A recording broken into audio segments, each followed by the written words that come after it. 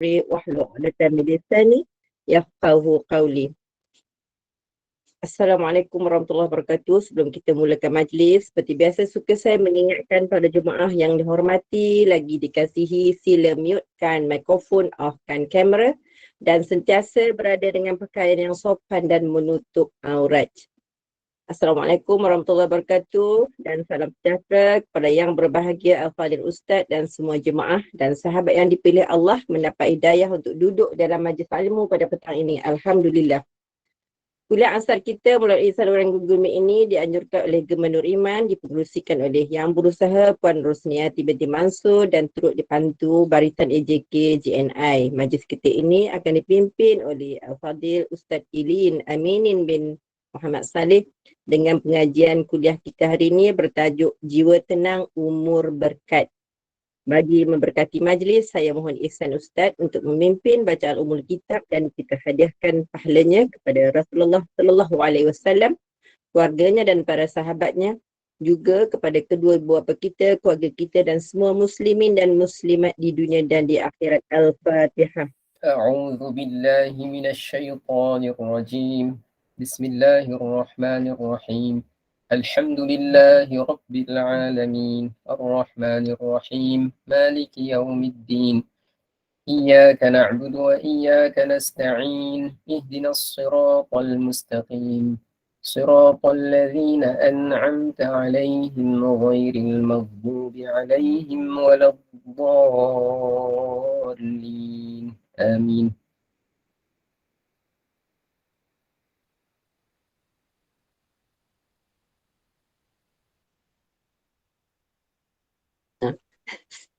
Amin amin ya rabbal alamin, cakap seorang.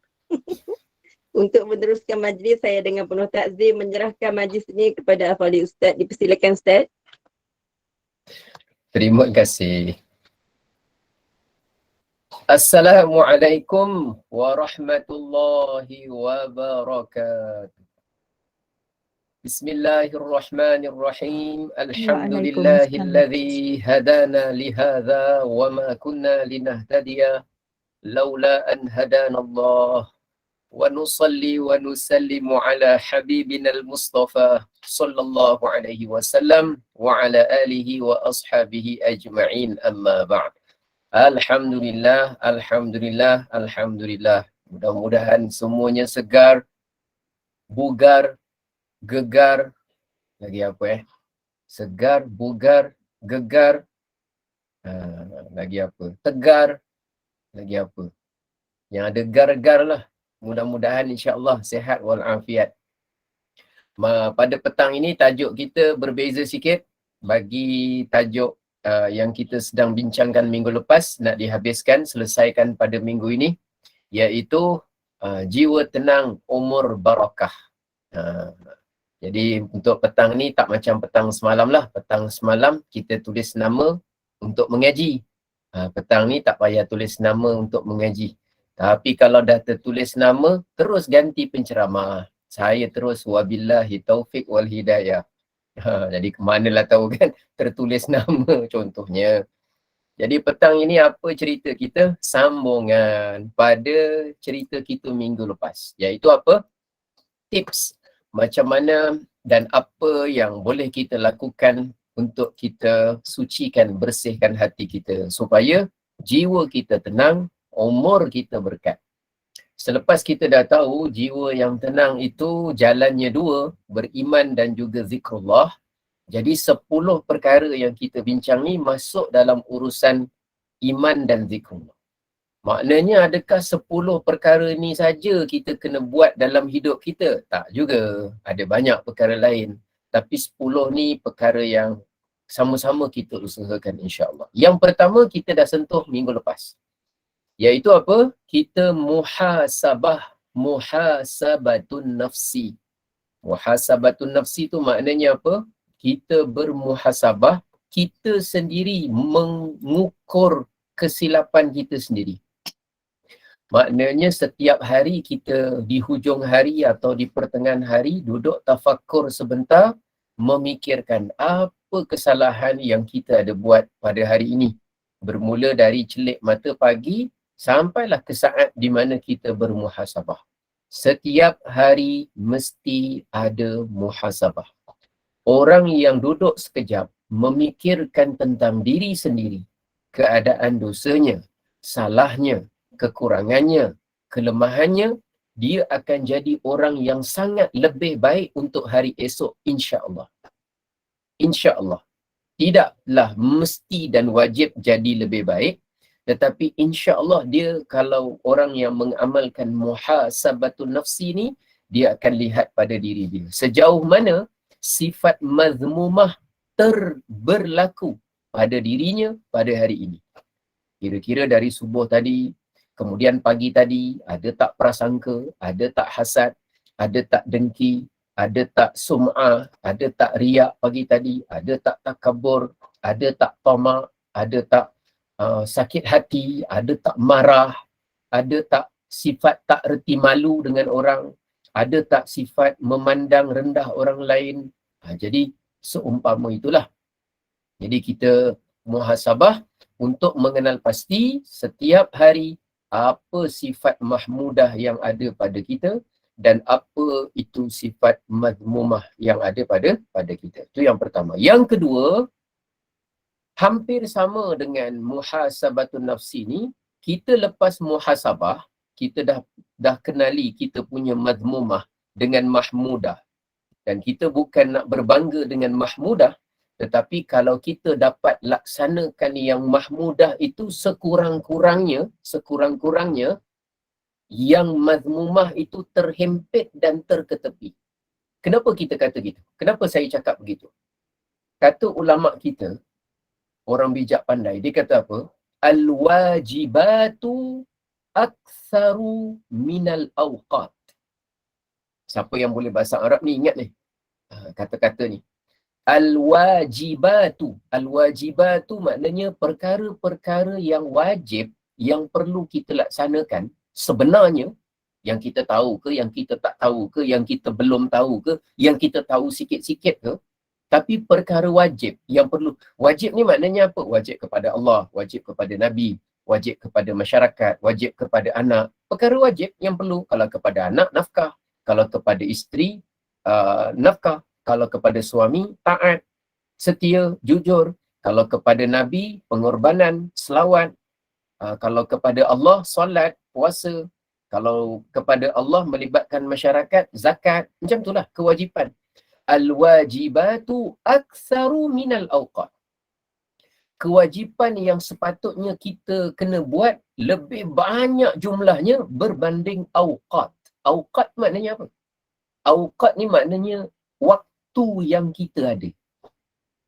Jadi sebenarnya kalau ada seseorang yang santai-santai tak buat apa-apa, yang berleka-leka dalam kehidupan, kita pelik sebab kalaulah dia tahu sebanyak mana benda yang wajib dia kena buat sebelum dia tinggalkan dunia ni, seakan-akan dia tu macam dah tak ada masa dah kerana nak selesaikan perkara wajib yang perlu dibuat.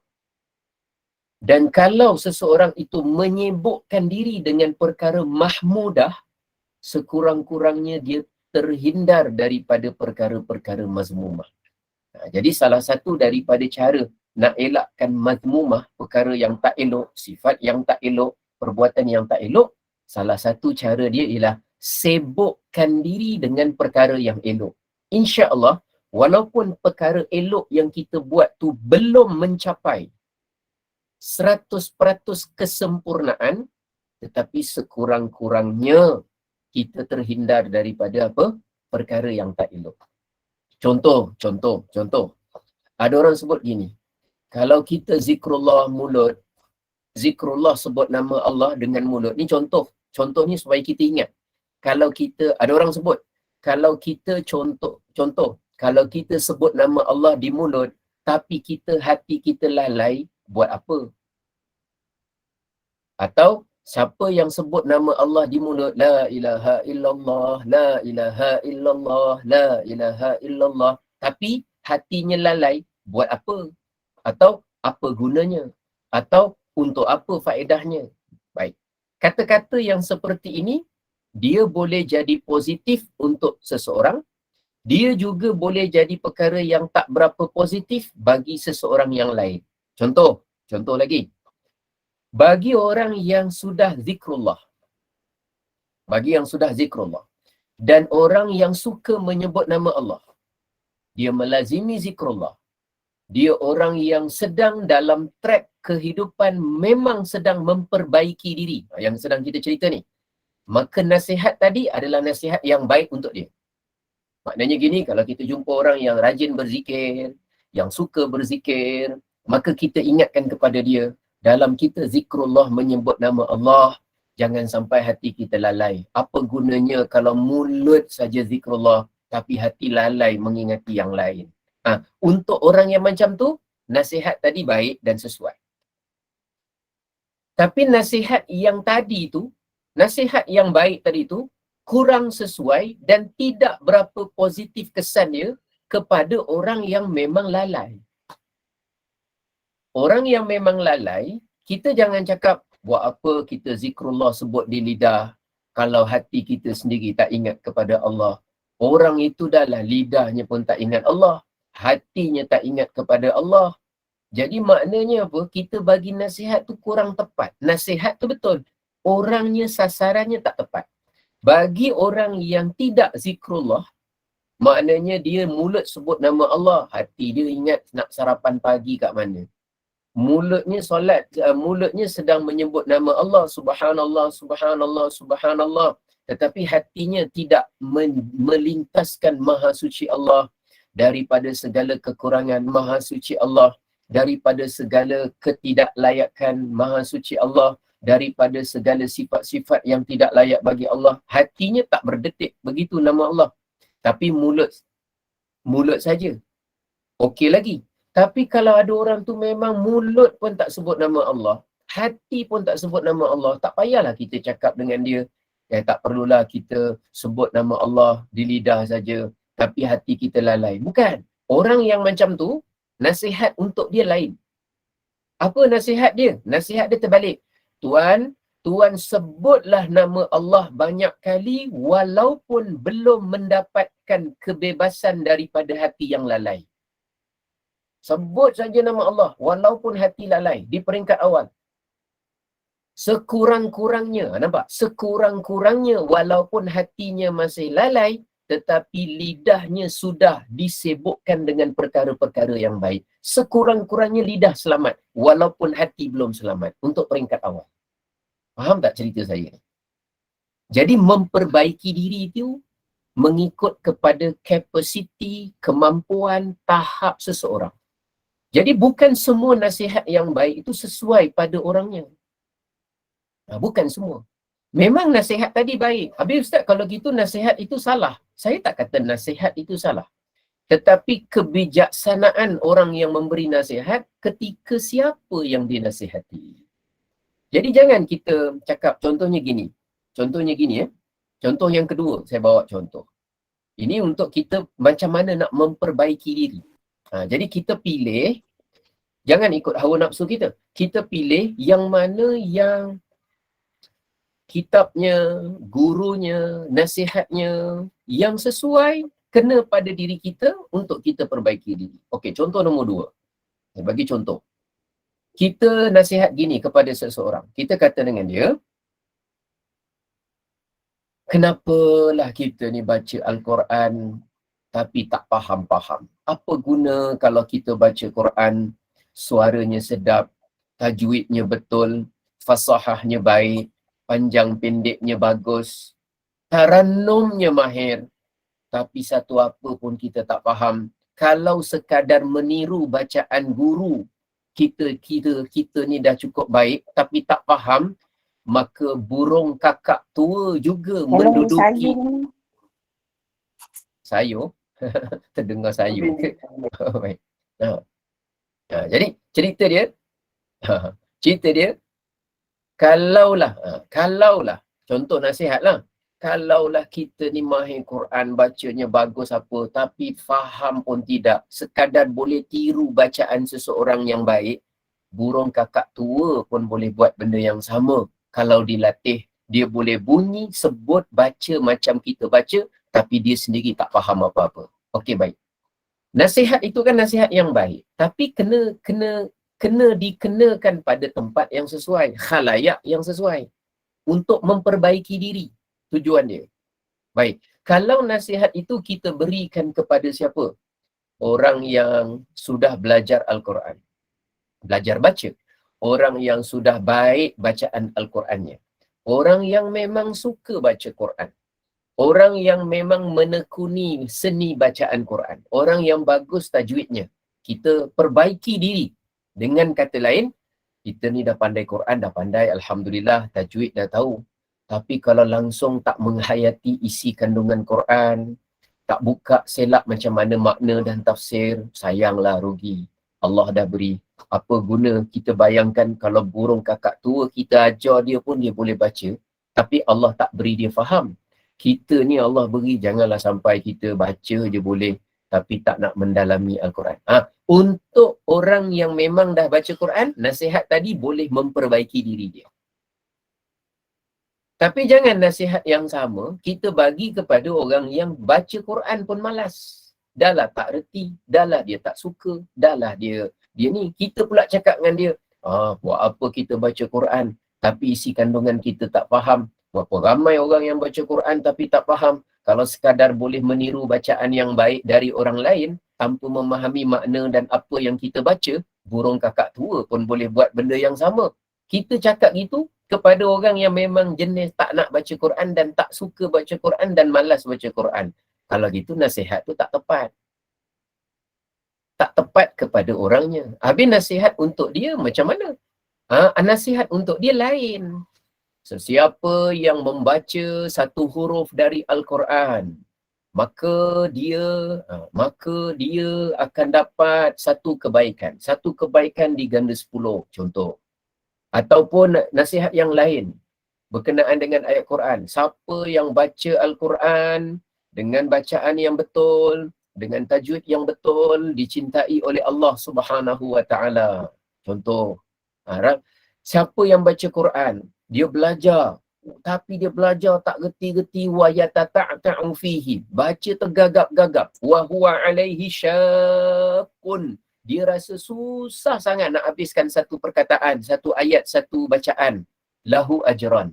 Maka orang yang baca lambat, susah, tergagap-gagap ni, dia dapat 2 ganjaran.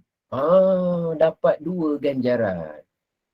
Maknanya, rupanya kalau tak berapa reti tapi cuba, tapi berusaha belajar, gagap-gagap dah 4 tahun, 5 tahun pun dapat 2 ganjaran ya. Itu untuk orang yang jarang baca, yang tak pandai baca, itu motivasi dia. Itu cara untuk perbaiki diri. Perbaiki diri daripada salah ke betul-betul namanya taubat. Daripada kepada betul kepada yang lebih baik namanya motivasi diri, peningkatan diri. Jadi perkara yang kita kena buat, tips untuk bersihkan hati kita ni, kita sentiasa perbaiki diri. Dan cara nak perbaiki diri itu ialah mendapatkan nasihat yang betul, yang sesuai dengan diri kita. Pada masa yang sama, memberikan nasihat yang tepat dan betul, sesuai kepada khalayak yang mana yang diberikan nasihat. Jadi semuanya ada dalam hadis Nabi Rasulullah. Kepada khalayak yang seperti ini, nasihatnya begini. Kepada orang yang begini, nasihatnya begitu. Jadi ada sekali Rasulullah ditanya, ayyul a'mali afdal? Wahai Rasulullah, apa amal yang paling afdal? Nanti untuk satu orang Rasulullah sebut as-salatu ala waqtiha, solat pada waktunya. Nanti ada satu orang lagi tanya, amalan apa yang paling afdal? Nabi jawab lain pula. Adakah maknanya Nabi jawab dalam keadaan bermuka-muka? Tidak, Rasulullah bersih daripada sifat bermuka-muka. Tapi disesuaikan kepada keadaan seseorang itu, mana kecenderungan dia yang kurang, maka Nabi motivasikan dia yang itu diberikan tumpuan lebih untuk dirinya. Tujuan dia apa? Memperbaiki diri. Cari kelemahan kita yang mana, sesuaikan dengan nasihat yang ada dalam Al-Quran dan hadis Nabi, lalu kita laksanakan. Boleh faham cerita ni? Mudah-mudahan boleh ke? InsyaAllah. Okey. Mudah-mudahan Allahumma faqihna fid din insyaAllah. Seterusnya, tips yang ketiga. Tips yang ketiga ni untuk apa? Sucikan hati, bersihkan hati. Tips yang ketiga ialah mentadabbur atau mentelaah isi kandungan Quran. Mentelaah isi kandungan Al-Quran, menghayati dan mengamal lah. Yang penting mengamal ni. Ini penting ni, mengamal. Hati itu bagaikan tanaman yang kena dirawat, kena dipupuk. Hati kita ni, kena rawat, kena pupuk. Kena rawat, kena pupuk. Kalau tak rawat, dia sakit. Kalau tak pupuk, dia mati. Antara baja supaya hati ni hidup subur, antara baja dia ialah tadabbur Al-Quran. Percayalah, sama ada kita telah lalui ataupun tidak, kita fasa umur kita melalui hidup tanpa ada mengaji, belajar, tadabbur, telaah Quran. Dengan fasa hidup kita dalam sibuk macam mana pun kita luangkan masa untuk belajar, tadabbur, menghayati. Walaupun satu hari Allah bagi 24 jam, kita bagi kepada Allah cuma 1 jam saja untuk mendengar isi kandungan Quran, 1 bab 1 hari ke, dengan fasa umur kita yang langsung tak ada komitmen apa-apa dengan Quran, bezakan kita kenang-kenang balik, saya pasti ada beza. Beza dekat mana? Beza dalam urusan kesihatan hati kita. Saya pasti ada beza. Tak mungkin sama. Kalau kita menafikannya, bukan masalah kita, masalah hati kita. Hakikatnya pada saya, dia akan ada beza. Saya tak tahu orang lain. Tapi yang setahu saya, orang yang umur hidupnya hidup, sama juga bekerja, bertugas, sibuk dengan urusan pelbagai, tapi langsung tak ada urusan dengan Quran. Kosong. Baca tidak, bukan kata baca, pegang, toleh, buka, tenung, jeling pun tak ada. Satu hari keluar daripada rumah, fikirnya adalah makan, minum, cukup bayar bil, cukup bayar duit kereta, duit rumah. Kemudian pulang ke rumah, yang penting dapat makan, dapat tidur, dapat tengok TV, dapat ketawa, dapat seronok. Kemudian yang penting hujung minggu ada jalan, ada beli-beli, itu. Kalaulah rutin tu macam tu saja, dengan rutin orang yang sibuk juga, dengan urusan kerja, urusan komitmen macam-macam, tapi dia ada masa, bagaimana cari ruang. Sekarang ni macam-macam jalan ada, dia dengarkan Quran, tadabbur dan sebagainya. Itu beza. Hati orang yang ada tadabbur dengan yang tak ada tadabbur, mesti beza. Tak mungkin sama. Tak mungkin sama. Baik.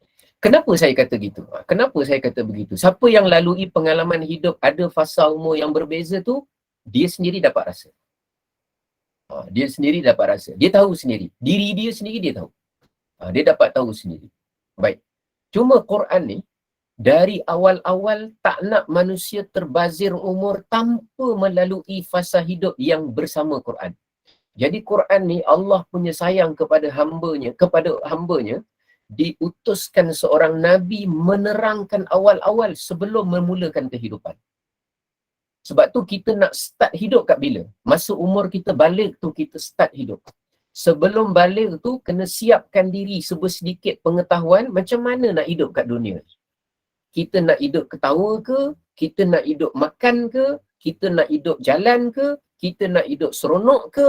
Kita nak hidup kaya ke? Kita nak hidup macam mana? Jadi bila nak mula saja, kita ada disiapkan bekalan macam mana cara nak lalui kehidupan. Cara-cara itu dalam Quran lah. Macam orang nak pakai beli mesin basuh kan? Bila start penggunaan? Bila dia beli, dia on saja dia nak guna. Sebelum dia nak guna, mesin basuh tu dalam kotak dia disediakan buku manual panduan. Mana nak kena tekan, on dulu ke, turunkan hose dulu ke, pusingkan dulu ke, mana dulu? Oh, rupanya pasang plug dulu. Kemudian onkan dulu. Kemudian tengok dekat dia punya monitor ataupun dia punya board dia apa dulu. Oh, rupanya tekan ni dulu. Jadi, dia tunjukkan jalan dia, barulah. Tapi kalau kita pasang mesin basuh tu, kita pun turunkan hose dia dulu. Kita kata tak jalan pun. Awak buat apa? Saya turunkan hose. Tak jalan pun, tak pusing. Lah, plug tak pasang. Cara dia jangan buat ikut cara kita. Caranya ikut siapa? Ikut orang yang buat mesin basuh tu. Dia yang buat aturan macam mana nak lalui proses mesin basuh tu sampai selesai basuh baju. Sekarang ni kita nak lalui kehidupan kita, bukan mesin basuh. Mesin basuh rosak boleh ganti. Kehidupan kalau terlepas, habis umur kita, selesai. Jadi, siapa yang mencipta kehidupan kita? Allazi khalaqal mauta wal hayata. Dialah Allah yang mencipta kehidupan kita dan kematian kita. Jadi yang mencipta hidup kita ni siapa? Allah. Jadi nak lalui kehidupan, kena tanya Allah. Macam mana saya nak hidup, Allah? Ya Allah, macam mana aku nak hidup? Kena tanya Allah. Cuma Allah tidak sediakan buku manual kehidupan pada setiap orang dihantar dekat rumah dalam kotak. Tak. Tetapi diutus seorang Rasul dengan wahyu. Wahyu disampaikan kepada seorang Rasul. Rasul menyampaikan kepada kita. Dan wahyu yang kita maksudkan sekarang adalah Al-Quranul Karim. Sebab itu kena tadabbur. Bila tadabbur, itulah. Bila dia lalui proses mesin basuh dengan baik, jawapannya dia akan berjalan dengan lancar dan selesai baju bersih. Siapa yang mentadabbur Quran dengan baik untuk seluruh kehidupan dia, insya-Allah dia akan lalui kehidupan dalam keadaan selesai kehidup, dia kembali kepada Allah dalam keadaan bukan baju bersih, tapi hatinya bersih, dosanya bersih, mudah-mudahan. Boleh faham maksud saya? Kenapa Ustaz ni petang-petang dibawanya cerita mesin basuh? Dia beli mesin basuh baru agaknya. Bukan. Bukan. Dia bukan cerita mesin basuh baru. Saya nak bawa analogi tu. Maksud saya kenapa yang nombor 3 ni kena buat. Itu sebagai analogi, perumpamaan bagi kita mudah faham. Saya suka bawa analogi mudah ni sekadar kemampuan saya. Sebab Al-Quran yang kita pelajari ni banyak analogi. Perhatikan mereka itu seperti bumi yang mati, seperti. Banyak. Dalam Quran banyak dicontohkan begitu. Bismillah. Baik, mudah-mudahan Allah terbitkan rasa seronok dan gembira kita dengan majlis ilmu insya-Allah. Baik, kenapa kesan kalau tidak buat tadabbur Quran ni? Apa hubungan dia dengan suci hati? Poin ni apa cerita dia? Kita nak tahu gini tau. Setiap benda yang saya cerita ni, apa dia punya key point dia, poin kunci dia. Yang kedua, apa perincian pemahaman dia, apa contoh dia dan kenapa. Kenapa poin ini diketengahkan? Apakah sekadar nak cukupkan poin atau apa?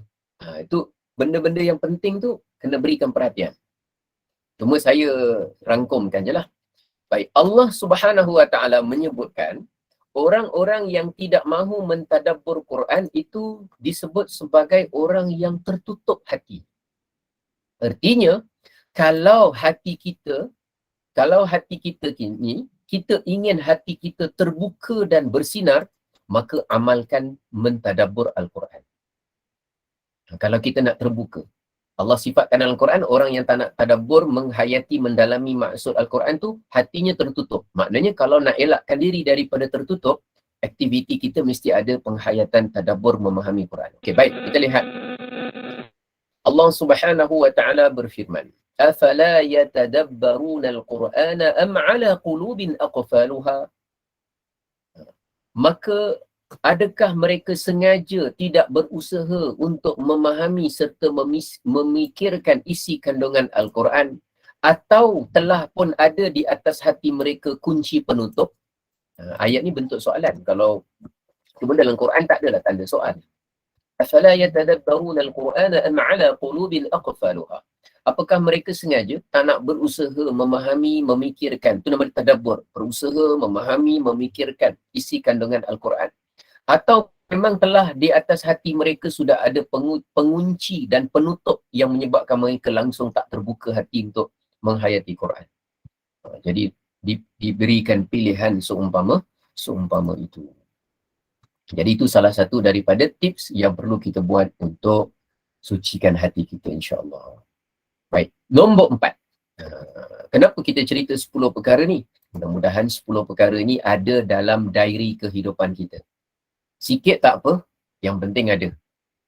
Yang penting ada. Ada sikit tapi berterusan. Alhamdulillah. Habis tak sempat kerja Ustaz? Kerja macam biasa. Tak sempat saya buat macam-macam urusan. Urusan macam biasa. 4 ni jalan. Baik, yang nombor 4. Menjaga kelangsungan amal soleh. Kelangsungan tu maknanya berterusan. Terus. walaupun kecil. Bila kita ada satu amal soleh yang kita buat, teruskan secara konsisten dan perbaiki kualitinya. Apa makna istiqamah? Istiqamah maknanya berterusan dengan amal baik dan diperbaiki kualitinya. Siapa yang ada istiqamah solat, perkara wajib. Konsisten solat tak tinggal. Tapi maksud istiqamah ialah solatnya konsisten, kualiti solatnya ditingkatkan. Jangan pula solat kita masa umur 60 sama tak faham dengan solat umur 6 tahun. Itu bukan istiqamah. Saya istiqamah Ustaz. Daripada umur 6 tahun. Saya solat tak faham. Saya berterusan tak faham sampai umur 60. Itu rasanya istiqamah. Itu bukan istiqamah. Itu nama dia isketambola. Isketambola pula. Bukanlah isketambola. Tapi maknanya istiqamah tu berterusan dengan satu amal soleh, walaupun sikit, tapi kualitinya ditingkatkan. Kalau selawat satu hari 100, baca. Tapi kualiti mana nak diingatkan? Nak ditingkatkan? Kualiti sebutan. Itu kelangsungan amal soleh. Kualiti penghayatan amal soleh. Kualiti kekhusyukan amal soleh. Kualiti kecepatan bacaan. Kelafasihan. Itu semua kualiti dipertingkatkan. Tapi kalau yang nak ditingkatkan bilangan, ya boleh juga, tak masalah. Tapi fokus kita. Siapa-siapa ada amal soleh yang kita dah buat, kecil macam mana pun kita konsisten. Boleh mudah-mudahan. Baik.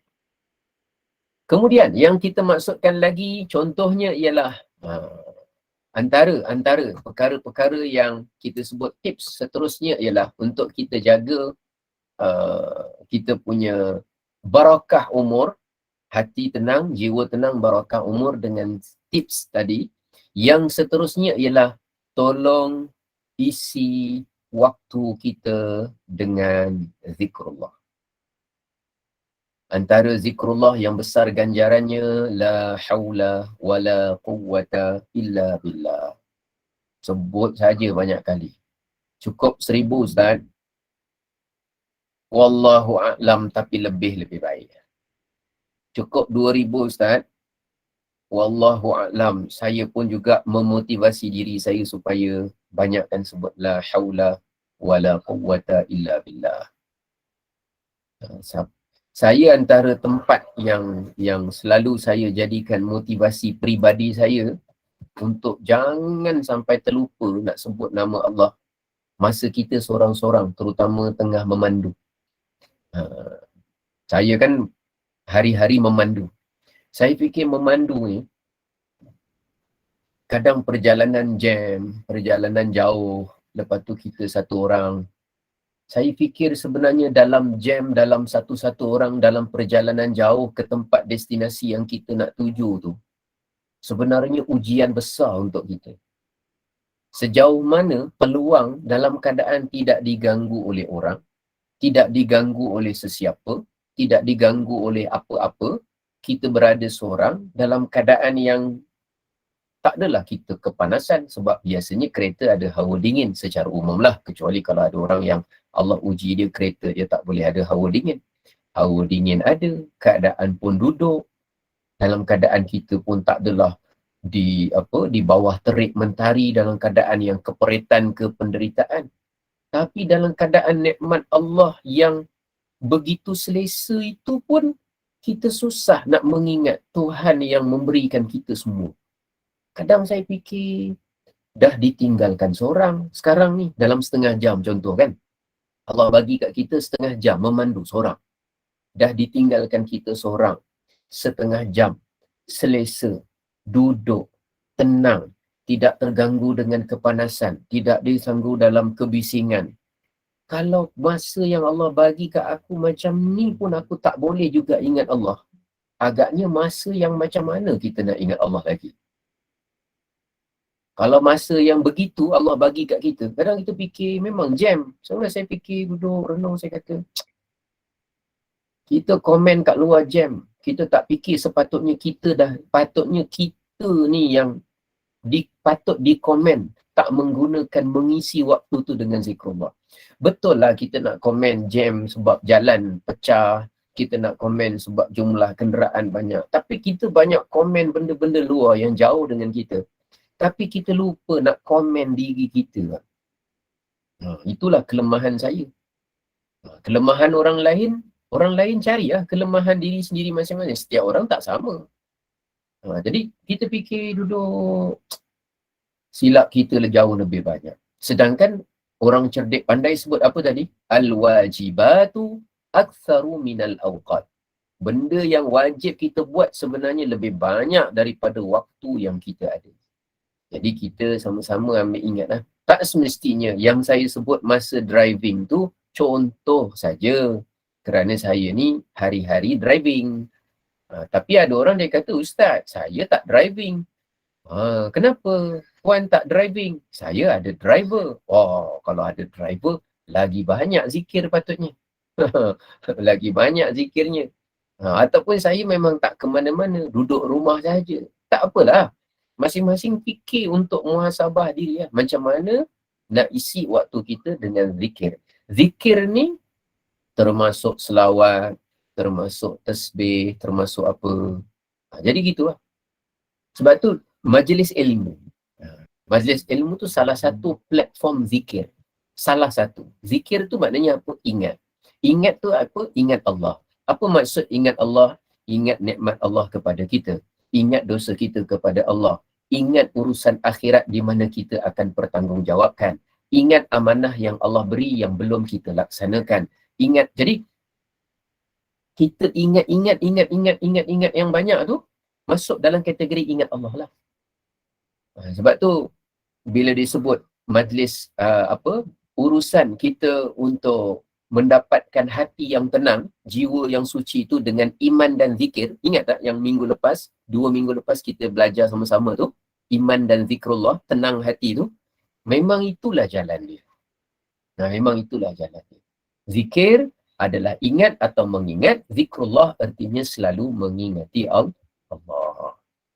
Allah jadikan orang yang sampai tak pernah putus terhenti sekejap pun mengingati Allah, antara orangnya ialah Nabi kita, Nabi Muhammad SAW.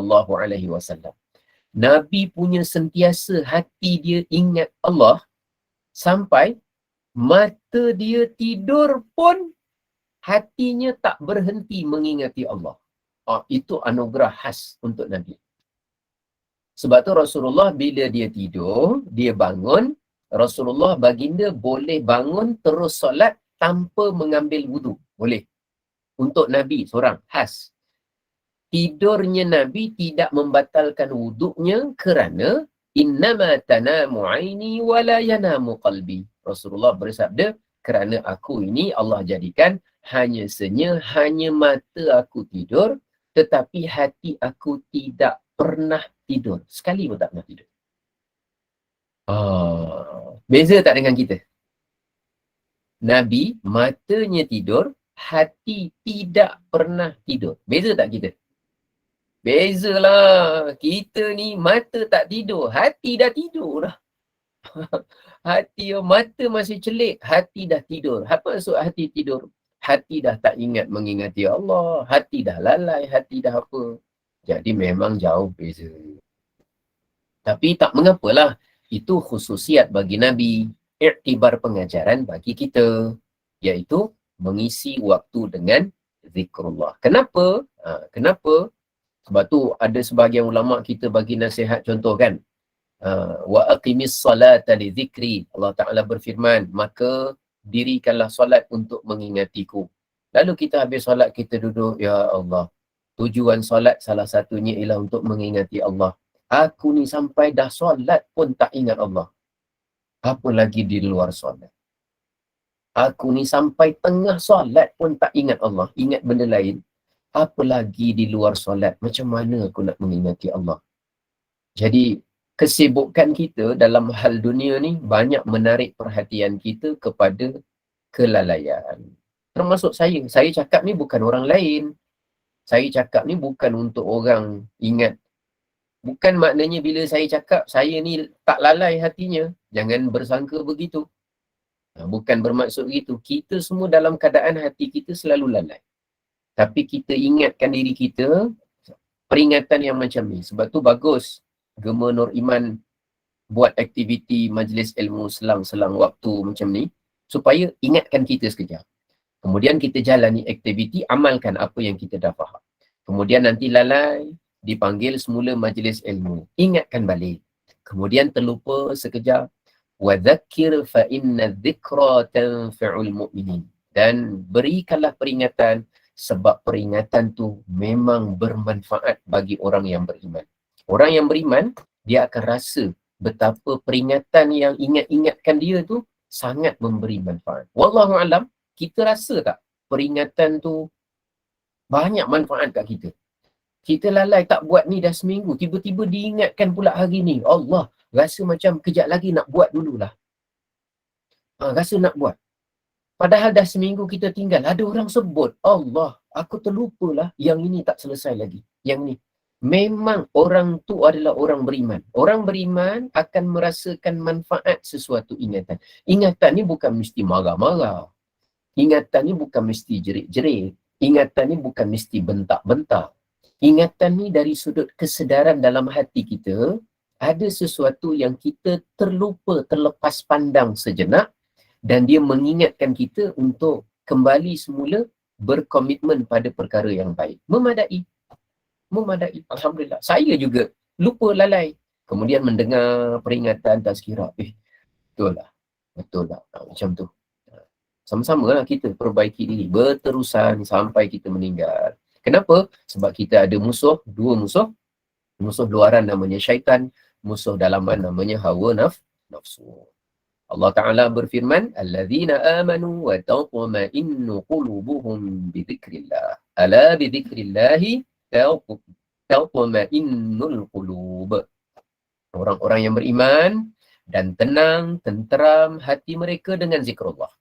Ketahuilah dengan zikrullah, tenang, tenteramlah hati manusia.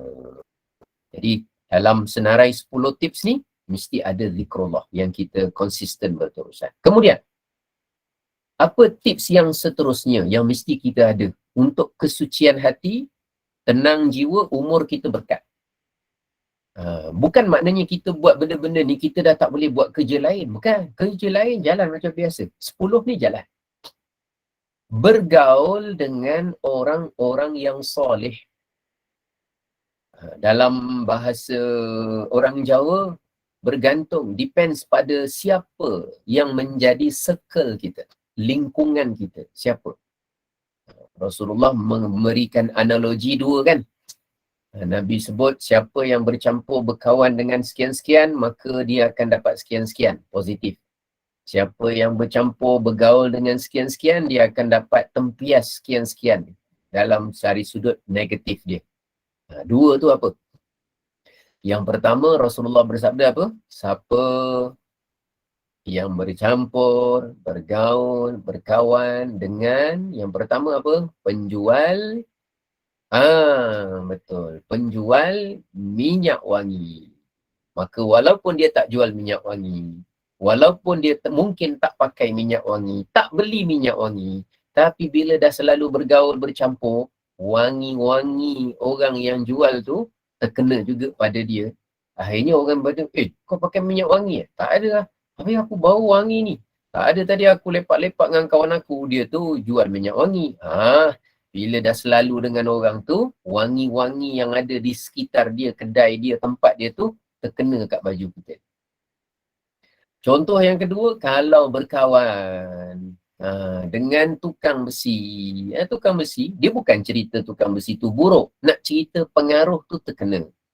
Bila dah duduk dengan kawan-kawan tukang besi, dia ketuk, dia angkat, dia hempas besi, dia patri besi dengan bau, dengan abuk yang terbang, dengan debu, besi punya debu-debu dia berterbangan, kena pula tiup, kena pula suasana panas. Kejap lagi kita keluar daripada bengkel kawan kita tukang besi tu, kita bau baju kita ni bau besi. Padahal kita tak nukang pun, kita tak pakai minyak wangi pun. Kadang-kadang kan Kita ni yang tak merokok, tapi duduk satu kereta, kawan kita 2 orang merokok kat depan, asap rokok, dia buka tingkap dia sambil merokok. Bila kita keluar, dah duduk jalan 2 jam, 3 jam, member-member kawan-kawan isap rokok, akhirnya kita keluar daripada kereta tu, kita bau baju kita, bau rokok. Bau asap rokok. Contoh, padahal kita tak isap rokok. Maknanya nak diceritakan, bergaul dengan orang soleh, belum tentu kita ni jadi orang soleh. Tetapi pengaruh orang soleh kepada kita tu serba sedikit ada. Dan dia menjadikan hati kita tu lebih baik kerana bergaul dengan orang soleh. Kerana bergaul dengan orang yang soleh. Orang yang soleh carilah orang yang ikhlas. Orang yang soleh ni yang mana? Orang yang soleh tu bukan mesti yang pakai songkok hitam, baju dia warna biru. Kenal? Yang songkok hitam, baju biru tu kenal? Itu tak berapa soleh tu. Kenal? Yang belakang dia ada buih-buih tu. Kenal? Itu tak berapa soleh tu. Orang yang soleh ni bukan pada urusan pakaian dia. Pakaian melambangkan kebaikan. Pakaian ada pengaruhnya. Tetapi kesolehan seseorang sejauh mana ketaatan dia kepada Allah. Saya bawa satu cerita lagi, contoh nak. Hari ni kita bawa contoh cerita. Ada seorang ahli sufi, seorang orang yang soleh. Satu hari dia bergerak bermusafir. Lalu dia mengenakan pakaian seperti mana biasa dengan jubah yang putih, dengan sarban yang putih. Lalu dia berjalan menaiki keldai. Gedeguk. Dalam perjalanan, tiba-tiba di tengah-tengah perjalanan, dia singgah di sebuah satu kampung, perkampungan orang ramai. Jadi di sebuah penempatan tu dia singgah. Masa dia singgah sampai di situ, orang nampak dia sampai, orang tengok dia ni orang asing tak kenal. Orang nampak dia ni datang dengan serban dia, dengan jubah warna putih, dengan tongkat dia, dengan janggut dia yang serba cantik, indah, kemas. Jadi orang semua sambut dia. Orang semua sambut dia, datang kepada dia. Orang salam, cium tangan dia. Orang pun berikan layanan kepada dia. Jadi dia terkejut. Macam mana orang bagi layanan kepada saya? Tak kenal, tak apa, saya pun tak panggil, tak minta, tak apa. Lalu dia tanya kepada orang ramai, tuan-tuan ni sambut saya dengan sambut luar biasa ni, ada apa sebenarnya? Saya tak kenal tuan-tuan. Dia kata, tuan kan orang yang soleh. Kami dah lama tak ada di kampung kami orang yang soleh, orang baik. Lalu orang yang soleh ni pun dia terkejut. Dia kata, daripada mana tuan tahu yang saya ni orang alim, orang soleh? Dari mana tuan tahu? Ya, tuan kan pakai serban, tuan kan pakai jubah. Jadi pasti orang yang pakai serban, pakai jubah ni orang soleh, orang alim. Lalu kata orang alim, orang soleh ni, dia kata, oh, begitu. Lalu orang yang soleh ni pun turun daripada keldai dia. Dia buka jubah dia, bahagian luar yang kain putih tu. Dia pun sarungkan, dia pakaikan kat keldai. Lepas tu dia buka serban dia. Dia pakaikan serban dia dekat keldai. Diikat serban dia dekat mana? Dekat keldai tu. Jadi semua orang tengok keldai pakai apa? Keldai pakai jubah. Keldai pakai serban. Lalu apa kata orang soleh ni? Dia cakap, dia nasihat pada penduduk dia. Penduduk situ, dia kata, tuan-tuan, mohon maaf. Sebenarnya yang alim dengan yang soleh tu bukan saya. Tapi keldai ni. Cuba tengok, keldai ni pun sama. Dia pakai serban, dia pakai jubah. Agak-agak apa yang orang soleh tu nak beritahu? Agak-agak. Dia orang soleh. Dia memang orang alim. Dia bukan orang apa. Apa dia nak beritahu? Agak-agaklah apa sebenarnya yang pengajaran yang dia nak sampaikan. Dia hikmah orang soleh banyak. Apa dia kata? Dia orang alim. Dia memang alim. Dan dia memang orang baik. Tetapi dia tidak mengambil kesempatan supaya orang nilai seseorang yang lain itu, termasuk nilai dia, melalui pakaian dia. Jangan. Dan dia tak ambil kesempatan. Alang-alang orang dah cakap saya orang alim, bagus juga. Alang-alang orang dah cakap saya orang salih, bagus juga. Tak. Dia didik orang yang sedang menganggap dia tu orang baik. Jadi kita ni selalu nak mengajar orang yang anggap kita jahat. Dia anggap aku jahat, aku nak buktikan bahawa aku sebenarnya orang baik. Tak payah. Orang menganggap kita baik dengan cara yang salah pun kita kena betulkan betapa jangan sampai mengukur kebaikan saya hanya kerana zahir rupa pakaian saya. Padahal dia tu memang orang soleh. Orang soleh yang sebenar, yang betul, yang tepat, yang ikhlas, dia tidak terbuai dengan anggapan orang kepada diri dia, kepada kesolehan dia. Dia tak terbuai. Yang dia risau ialah orang meletakkan penilaian kesolehan kepada dia dengan cara yang salah, kerana mungkin saja dia kesolehannya diterima oleh Allah, tapi dia membiarkan orang itu berprasangka dengan cara, oh tapi ustaz, orang tu kan nak bersangka baik dari satu sudut betul, tetapi mutlak menilai kesolehan seseorang melalui pakaian, yang itu salah. Dia nak ajarkan yang itu. Bukan maknanya, oh ustaz kalau gitu salahlah penduduk situ dia bersangka baik. Kita kan bagus bersangka baik bila orang tu berpakaian yang soleh, dengan serban yang soleh, kita anggap kita bersangka baik dia orang soleh. Dalam bab prasangka baik, okey. Tapi yang orang soleh ni sedang nak didik masyarakat kat situ, bukan bab itu. Jadi kita kena asingkan satu bab dengan satu bab. Lepas tu saya tanya tadi, agak-agak apa nasihat, apa yang sebenarnya yang dia nak ajarkan. Sebab nasihat yang tepat pada lingkungan yang tepat dengan cara yang tepat akan memberikan kefahaman yang tepat.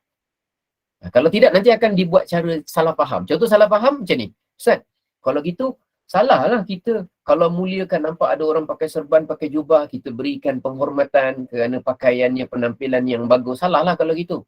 Kan itu yang salah. Masa menyambut tu tak salah, masa memuliakan tu tak salah.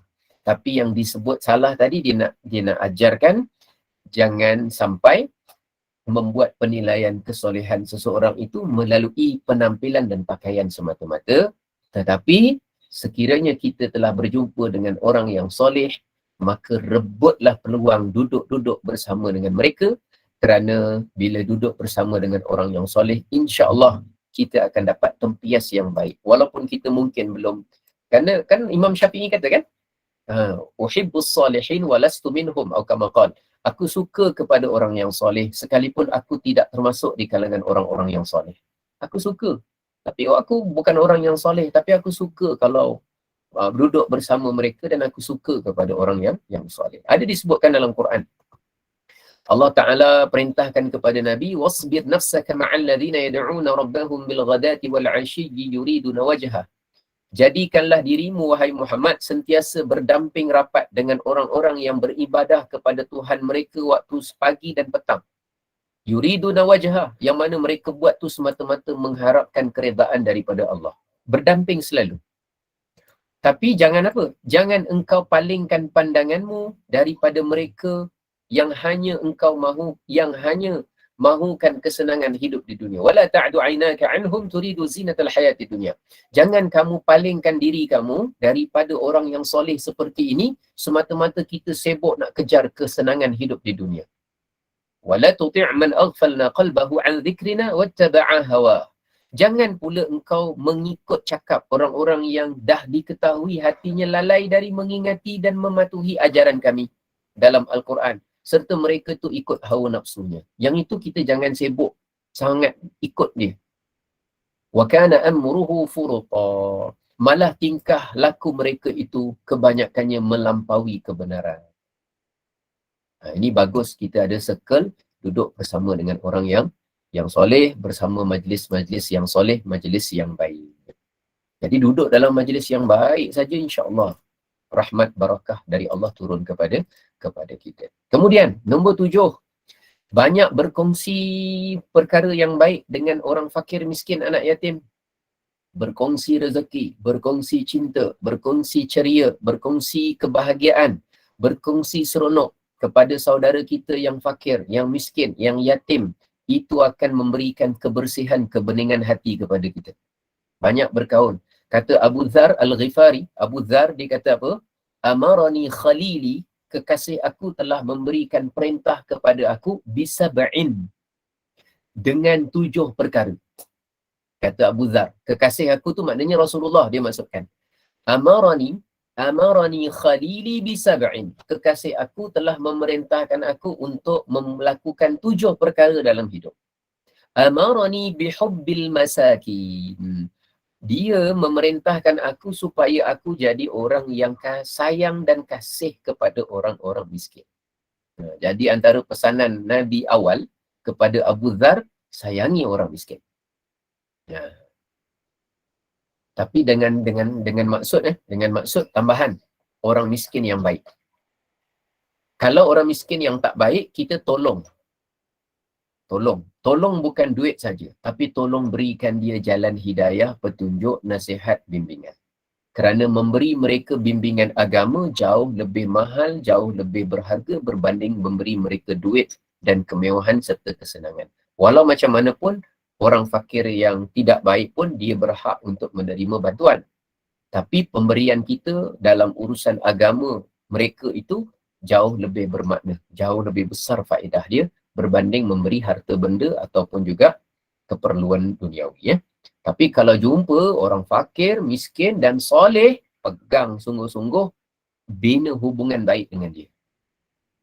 Kerana kesolehan di sebalik kemiskinan tu luar biasa tinggi dan besar nilainya dari Allah. Luar biasa. Dan kena berhati-hati. Doa mereka kadang jauh lebih cepat makbul berbanding kita. Doa mereka lebih cepat didengari oleh para malaikat. Tapi dengan syaratlah dia soleh. Dia orang miskin, orang fakir tapi akhlaknya baik. Tapi urusan kewajipannya dia jaga. Cari, kalau kita jumpa, pegang semua-semua. Pegang tu maknanya bina hubungan. Selagi apa kita boleh bantu apa dia, bantulah. Orang yang seperti ini, dia sebenarnya tak mengharapkan kekayaan. Tetapi dia, urusan kesolehan dia, cuma Allah uji dia, dia hidup susah. Kalau kita jumpa orang yang macam tu, dekat tempat kita, kawasan kita, lingkungan kita, pegang sungguh-sungguh, bina hubungan yang baik dengan dia. InsyaAllah kita akan rasa lain. Allah akan beri kesan dalam hidup kita lain. InsyaAllah kita akan rasakan. Kemudian, banyak mengingati mati, tips yang ke-8. Baginda Nabi pernah mengingatkan kita, orang yang bijak adalah aktsaruhum lil mauti dzikra. Orang yang paling banyak mengingati mati. Sebab apa? Modal utama manusia ialah umur. Umur adalah bahan bakar untuk kurangkan kehidupan kita. Setiap hari dibakar, makin lama makin sikit. Kebersihan hati ni berkait rapat dengan kesedaran bahawa satu saat nanti bahan bakar iaitu umur kita lama-lama akan menipis dan akhirnya habis. Jadi bila kita mengingati mati, kita tahu insya-Allah kita jadi orang yang banyak beringat. Yang ke-9, tips untuk kita jaga kesucian hati supaya umur kita berkat ialah sering-sering menghadiri majlis ilmu. Alhamdulillah, Gema Nur Iman menjadi salah satu platform. Jadi kita bajai majlis ilmu ni, kita siram majlis ilmu ini. Mudah-mudahan insya-Allah majlis ilmu ni berterusan. Saya doakan mudah-mudahan semua yang terlibat dengan menjayakan program, susunan, jadual, blastingkan message, create group, bagi apa maklumat, send kepada sahabat di Singapura, send sahabat dekat Kuala Lumpur, bagi soft reminder dekat sahabat di Brunei, yang Brunei ingatkan semula yang berada di Johor, yang Johor pesan lagi kepada yang lain, dengan tujuan yang nombor 9 ni dapat dicapai. Mudah-mudahan ganjaran besar di sisi Allah nanti di akhirat. Hanya kita nak mengurus keikhlasan hati kita buat saja. Keikhlasan teruji apabila kita diberikan tempat dalam aktiviti ini, tiba-tiba kita tidak diberi tempat nanti satu ketika. Saya selalu ingatkan, tapi saya tak ingat. Saya dah cakap belum pada Hajah Rosniati, dah cakap ke belum? Kebanyakan tempat yang saya kalau diundang untuk mengajar, sama ada apa masjid ataupun apa, saya selalu pesan kepada mereka. Ni mungkin saya tak ingat, mungkin saya dah cakap dengan Hajian Rosniati ke belum ke, tak apalah. Kalau belum, hari ni saya cakap, takut terlupa. Kalau dah, mungkin saya lupa saya dah cakap ke belum, tak apalah. Dengan catatan, setiap kali saya kalau dijemput, saya selalu pesan. Pesan dia apa? Suatu ketika nanti, ketika mana pihak penganjur nak tukar angin atau nak membuat perubahan jadual, iaitu maknanya saya tidak mengajar lagi. Dalam satu tempoh, contohnya dah setahun, rasanya nak tukar angin, rasanya nak tukar tenaga penyampai, nak tukar orang yang mengajar, kerana sampai waktunya kita nak bagi peluang kepada orang lain pula. Jangan merasa keberatan untuk memberitahu dan mengumumkan dan bercakap. Itu paling penting sekali ya. Kerana apa? Kerana saya bimbang suasana, ada sebahagian grup, sebahagian AJK, sebahagian kumpulan Yasin ke apa kan. Bila dia diberi tempat sebagai ahli jawatan kuasa, dia semangat. Tiba-tiba sampai satu peringkat, kita rasa dia boleh diundurkan dulu buat sementara waktu, dia rasa merajuk, dia rasa kecil hati, dia rasa tidak dihargai, dia rasa dia dibenci, dia dah rasa dia diketepikan. Saya fikir balik semula, untuk apa rasa-rasa itu? Untuk apa? Baiklah, dia kecil hati. Untuk apa kecil hati? Ialah perasaan Ustaz, okey baik, cakap ikhlas dalam hati. Sebenarnya kenapa kecil hati? Sebab kerana kita diberi tempat, kita gembira. Bila tak diberi tempat, kita rasa sakit hati, kecil hati. Untuk apa? Jadi selama ni kita rasa suka gembira tu sebab diberi tempat. Jangan. Kita rasa gembira, kita rasa syukur kerana diberikan peluang untuk melakukan amal ibadah. Ketika mana kita diberhentikan atau diketepikan atau nak ditukarkan kepada cara yang lain, giliran yang lain, amal ibadah kita tak terhenti. Platform je berbeza mungkin. Jadi, kalaulah kata sampai masa 1 tahun saya nak ditukarkan. Katalah satu masjid tu kata, Ustaz, rasanya kita sampai Ramadan ni, nanti akan datang kita nak tukar penceramah yang lain. Beritahu saja. Maknanya kita, urusan kita yang kita nampak macam diketepikan tu, kita tak perlu rasa diketepikan. Kita kena muhasabah. Ya Allah, terima kasih selama ini aku buat urusan mengajar di situ kerana Engkau. Dan kerana Engkau tak akan berhenti, tidak akan terhenti semata-mata kerana berhenti mengajar di satu tempat. Sebab ada berjuta tempat yang lain, ada beratus tanggungjawab yang lain, yang kita kena fikir kerana Engkau tu kita kena luruskan dulu. Tetapi ukhuwah tetap tidak boleh putus. Saya pesan kepada pengerusi masjid, nak jemput saya boleh?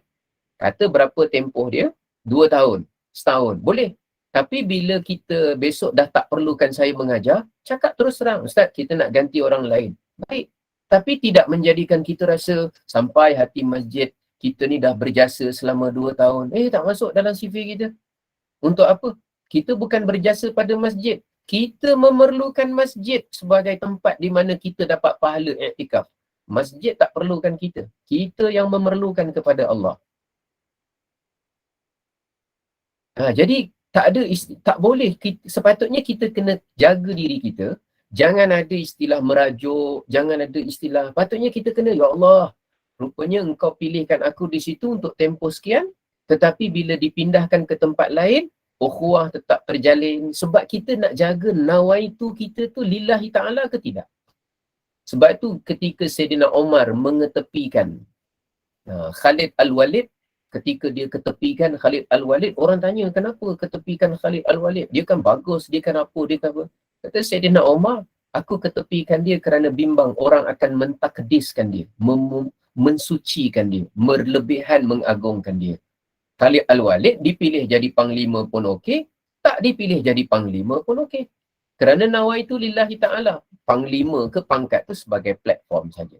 Masjid, Gema Nur Iman itu sebagai platform saja. Tapi kalau diketepikan, kita anggap sebagai orang tak hargai, orang ni bukan orang tak hargai.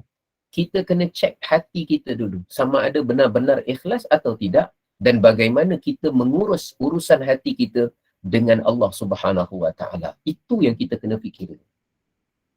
Jadi untuk diri saya sama juga. Dengan Gema Nur Iman, kalau satu masa nanti kata nak tukar apa suasana pengajar ke apa ke, cakap saja, tak ada masalah. Tak adalah, kita tak boleh fikir sampai hati Hajar Rosniati dia ketepikan kita lepas 1 tahun. No. Tak ada cerita sampai hati. Pada saya ada platformnya yang jadikan Google ni jadi sebab Allah Subhanahu wa taala. Yang menjadikan saya kenal Gema Nur Iman dan Gema Nur Iman kenal kepada saya, Allah Subhanahu wa taala. Kalau Gema Nur Iman ni tak ada pun sekalipun, saya kena jaga urusan lillahi taala saya dengan Tuhan saya. Kalau Gema Nur Iman ini ada pada saat ini, tetap saya kena jaga urusan hati saya kepada Allah Subhanahu wa taala. Dan kalau satu hari juga nanti saya tidak lagi Gema Nur Iman pun, benda yang sama juga. Tujuannya apa? Supaya bila kita hadir dalam majlis ilmu, tips yang ke-9 ini, kita mesti belajar macam mana nak mengurus kepada keikhlasan hati kita kepada Allah. Hati kita kepada Allah. Itu yang kita kena jaga. Kalau terus, Alhamdulillah. Kalau tidak, tak ada masalah. Jadi macam itulah. Jadi, dia sebenarnya nawaitu kita. Nawaitu kita dan macam mana cara fikir kita. Itu sangat-sangat penting. Sebab kita ni bukan kerana benda-benda ini, tapi kerana kita bukan hidup di dunia. Hidup kat dunia ni bukan matlamat kita. Kita akan pergi dan kita mesti bawa sesuatu yang benar untuk diterima di akhirat. Mudah-mudahan. Dan last kali tips yang terakhir, tips yang ke-10 ialah mesti banyak berdoa kebergantungan kepada Allah. Antara doanya yang kita pun sedia maklum, Ya muqallibal qulub, thabbit qalbi ala dinik. Kalau nak baca thabbit qulubana ala dinika pun boleh saja, tak ada masalah. Itu hanya perubahan dari sudut tata bahasa Arab saja. Daripada Aisyah dia berkata, da'awatun, antara doa-doa kana ya Rasulullah sallallahu alaihi wasallam, doa yang Rasulullah yukthiru an yad'u biha. Antara doa yang Nabi banyak baca, ya muqallibal qulub, wahai Tuhan yang membolak-balikkan hati. Balik mana katanya? Baru tanya doa membolak-balikkan hati. Baik, mungkin tertekan mikrofon tu. Sabbit qalbi ala dinik. Kukuhkan, tetapkan hati aku atas jalan agamamu. Jadi hati kita mesti jalan agama. Jalan agama apa? Jalan ikhlas, jalan tawakal, jalan kesungguhan kerana Allah. Jadi mudah-mudahan apa yang kita kongsikan pada petang ini ada manfaat, ada kebaikan. Kalau ada kebaikannya diambil, kalau ada kesilapan dan kekurangan, tinggalkan, ketepikan, tidak menjadi masalah. Dan kita doa mudah-mudahan, sebab tu saya selalu mohon semua sekali doakan saya ikhlas dalam urusan ini. Doakan supaya saya ikhlas dalam urusan ini. Bukan mudah menyampaikan urusan agama dan sebagainya. Kita banyak bercakap benda yang berkaitan Al-Quran dan hadis. Kita akan ditanya sejauh mana kita beramal dengannya di akhirat. Sejauh mana kita cakap tu dari lisan, dari otak ataupun dari hati. Saya lah akan ditanya di soal. Besok di akhirat saya akan ditanya. Dan saya tak tahu sama ada saya lepas atau tak lepas dengan soalan dari para malaikat ketika mana dihisap nanti. Setiap orang beza-beza ujiannya.